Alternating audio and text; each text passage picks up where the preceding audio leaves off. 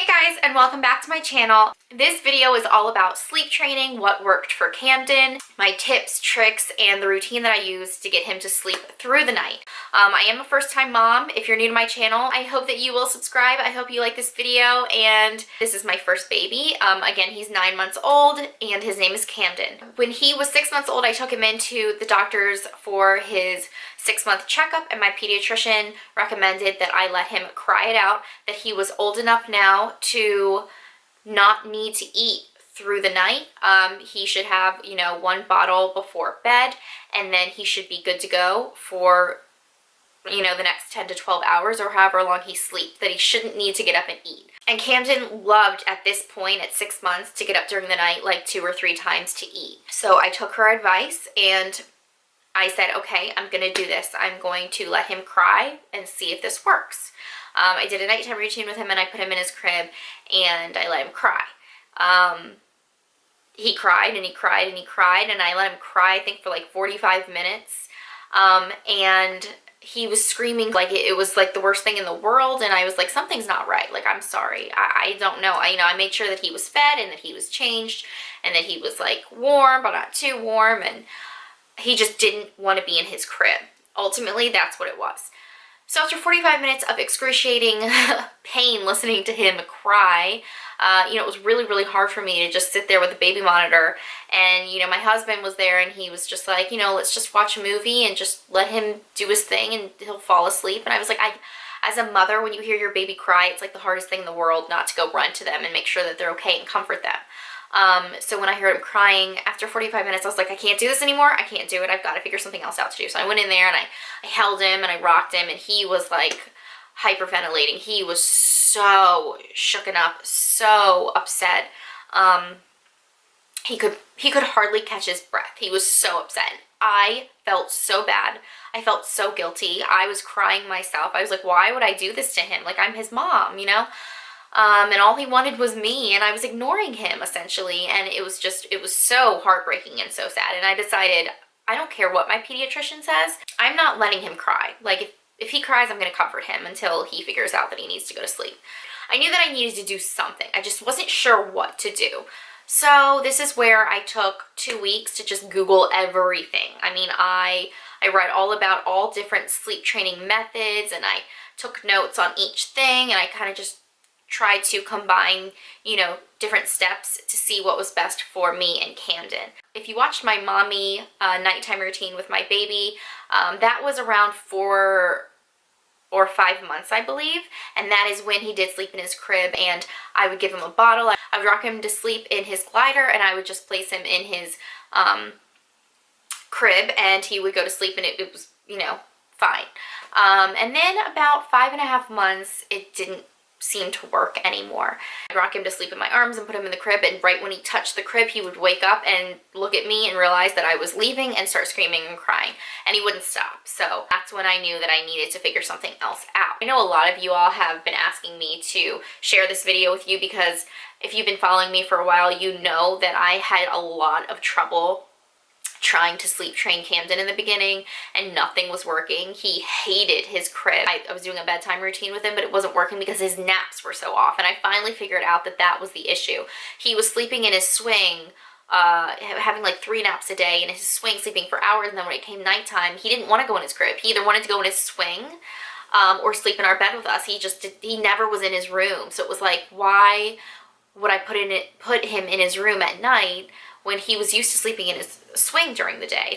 So that's why I knew that I needed to start with naps and get him used to sleeping in the crib during nap time, and then transitioning him into the crib at night would be much easier because he'd be used to being in his crib during the day, if you follow me. While I was looking for a good sleep training routine to use, Camden was sleeping in our bed. He slept in our bed for like a month or 2. He would sleep in between my husband and I, and it was a little bit scary because at first I was like, we're gonna roll over on him, or it was just, he was this tiny little human sleeping with these big humans, so it was kind of nerve-wracking, and I did get a little bit of anxiety over it. But after like a week or 2, we were kind of just used to it, and we knew that we weren't gonna roll over on our baby, and we were just more confident and comfortable with him sleeping in our bed, and it was fine. But he did wake up a few times during the night, which woke my husband up, who goes to work every morning. It was getting difficult. And then by the time he started kind of learning to crawl, I was like, okay, this is really dangerous, because now while we're sleeping, he could crawl off the bed. So finally I figured out a few different things that I wanted to try with him, and I wanted to see if any of it worked without having him cry, or without having him scream and cry for a long period of time. I knew that he would probably just fuss and cry and whine a little bit here and there, and that's normal because he's getting used to something new. So that being said, I'm going to go over exactly what I started to do. I knew that I didn't want him to sleep in the swing anymore. I wanted him to get used to his crib, so I knew I needed to start with naps. So I knew that I just needed to cut all ties with the swing. And what I did was I just stopped putting Camden in the swing. Like, it's as simple as that. One day, it was after Thanksgiving, we went away for Thanksgiving. When we came back, I never put him back in that swing. And I don't even think he really ever noticed. For naps, started on a Monday, just like, you know, first day of the week. Well, essentially Monday's the second day, but you know what I mean. And I got him up at 9 a.m. And he would get up at all different times depending how much sleep he got the night before. So I knew that I wanted him to try to get up around the same time every day. So his naps would be kind of on schedule. So I woke him up at 9 a.m. I changed him, I fed him, and then we played for a little bit. This was like for an hour and a half to 2 hours. And then I would look for his sleepy cues. So sleepy cues could be, you know, rubbing their eyes, yawning, or getting fussy. What he does is he rubs his eyes, and I know he's tired right away. So that's something that you guys should look for. But yeah, so he started rubbing his eyes, so I knew he was sleepy, and I would just check his diaper, make sure there was no poop in there. And then I would just go in his bedroom, and I would place him in his crib. I would give him his pacifier, so I like to use the Wub-N-Ups. I would give him a Wub-N-Up and turn on his little sound machine and close the door. Make sure the lights are low or the lights are off. First nap is usually about an hour and a half to 2 hours, so let's say he slept from 11 to 1. Wake back up at 1, and then I would do the same thing again. I would change him, and then I would feed him, and then we would play. And then I would put him down for his second nap about 2 hours after that, so around 3. He would go down for a second nap. I would do the same thing. I would put him in his crib with his Wub-N-Up, and he would sleep for about, usually his second nap is about an hour. Sometimes it can go to 2 hours, but usually it's about an hour and a half. So he usually, if he goes back down at 3 for his second nap, he's usually up by 4 or 4:30. They say not to extend naps past 5 because then you're getting into like the bedtime. It can kind of mess with them. So usually I try not to let him sleep past 5, but if he's really, really tired from that day or he woke up late, then, you know, I let him sleep for a little bit longer. It's fine. I have read that bedtime should be between 7 and 8. If you let it go past 8, babies seem to get overtired, and when they're overtired, it's really hard to get them to go to sleep, and then they don't have a good sleep during that night. So the best time to put a baby to sleep, in my opinion, and from what I've researched and read, is between 7 and 8. You should always have a bedtime routine because babies love routines, and it just really, really helps them, and they kind of know what's about to happen. If you have a little routine before bedtime, they know that they should be getting ready to go to bed. And routines really should last, like, I think no more than like 20 minutes. Usually around 15-20 minutes is a bedtime routine. So after Camden's second nap, when he wakes up around 4:30, I let him play for a little bit. I feed him a bottle, some food. I take him into his room around 7:15, and I put him on his changing table, and I change his diaper. I get the lotion out, and I give him a nice baby massage. I massage his whole body with his eczema cream because he has eczema, so I want to make sure he's nice and moisturized before he goes to bed. And then I put his pajamas on him, and then we sit on his glider, and I read him a bedtime story every single night. I usually read Goodnight Moon is one of his favorites, so I'll usually read that to him. If he has any bottle left, I'll usually feed him during that time while I'm reading him a book, or give him a little bit of water. And then I will make sure he's burped. That's like key. He's got to be burped or he'll get fussy. So make sure he's burped. And then I turn the lights down a little bit low. I have a dimmer on our light. and then we walk around the room and we say goodnight to all the objects in the room. Not all of them, but a lot of them. And I read that this can really help babies. So we say goodnight to his stuffed animals and just miscellaneous things in the room. We just go around and we say goodnight, like, you know, and then he kind of understands what I'm doing. Sometimes it's funny because when he doesn't want to go to bed, like if he's not in the mood to go to bed, but we're saying goodnight to all his things, he knows that he's about to go to bed, he gets really upset because he knows what I'm about to do.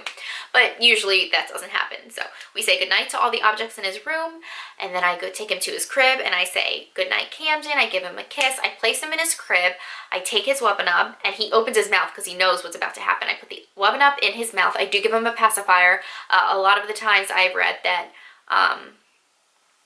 like sleeping props, like pacifiers and stuff like that, if you're trying to sleep train your baby, you should take those away and get rid of them because the baby's going to be dependent on it. And then if they lose the pacifier in the middle of the night, they're going to cry for you to come find it for them. But Camden can find his own pacifier. He doesn't need me. He knows where it is. So that's not a problem. So I left the pacifier with him because I wanted something comforting for him while he was learning to fall asleep. So I give him his Wubbanub pacifier, and then I say goodnight, I love you, and I make sure the lights are down low, and I close the door. Oh, and I make sure his sound machine is on as well. Turn the sound machine on, and then I close the door. So when I first started doing this, he would fuss and cry a little bit.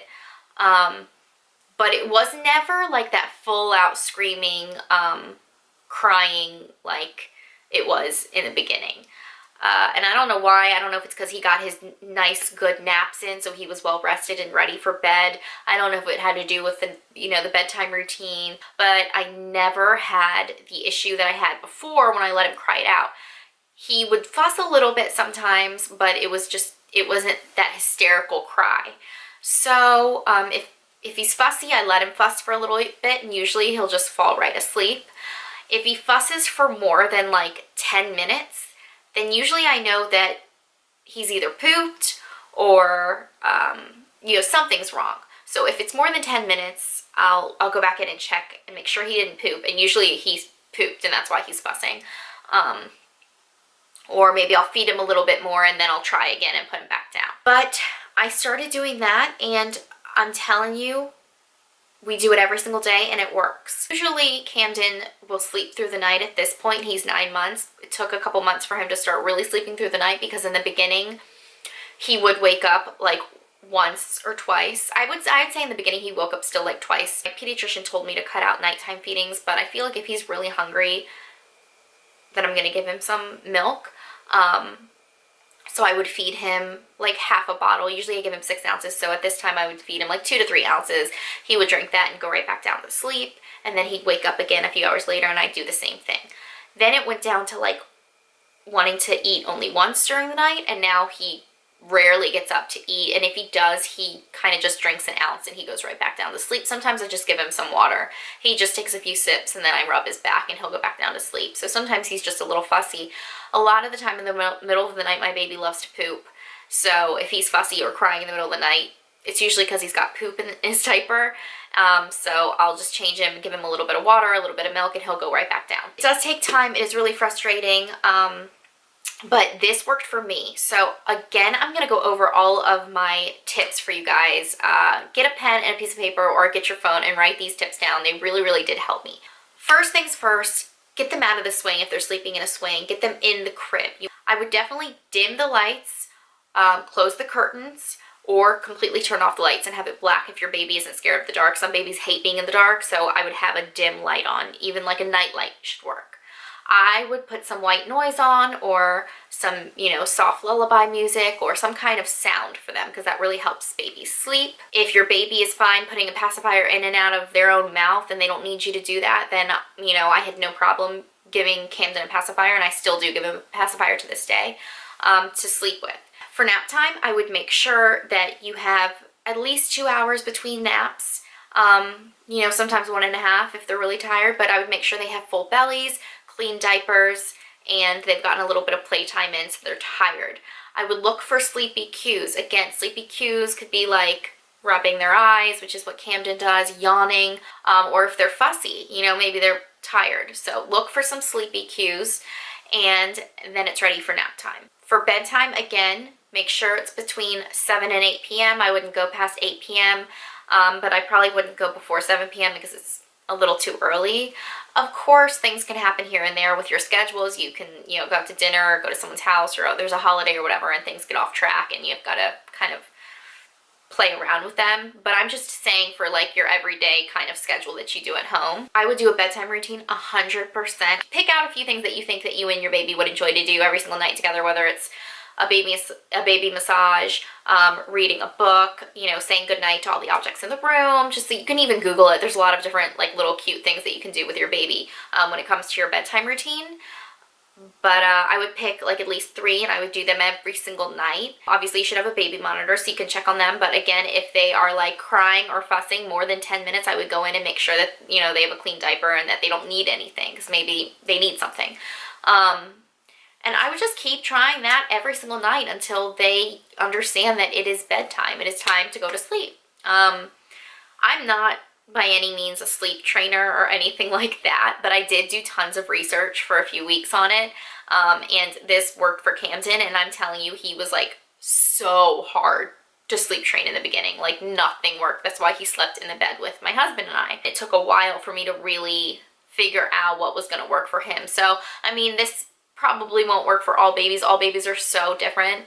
But I feel like maybe some of these things could definitely help you guys out. So yeah, that is it for my sleep training routine and tips and tricks. I really hope that I went over everything. But if you guys have any questions at all, please just leave them below in the comments. I'll be sure to answer them for you. I know how hard it is to get your baby to sleep through the night. Trust me.